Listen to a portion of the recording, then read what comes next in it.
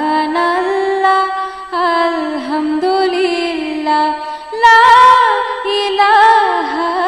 ইল্লাল্লাহ সুবহানাল্লাহ আলহামদুলিল্লাহ লা ইলাহা ইল্লাল্লাহ তুমি বাঁচাও তুমি মারো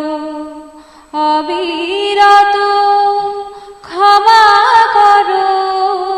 তুমি বাঁচাও তুমি মারো অবিরত ক্ষমা করো ধরার যে জন তাকে ধরো ধরার যে জন তাকে ধরো তোমার মুঠোয় সবই আল্লাহ সুবহানাল্লাহ আলহামদুলিল্লাহ লা ইলাহা ইল্লাল্লাহ সুবহানাল্লাহ আলহামদুলিল্লাহ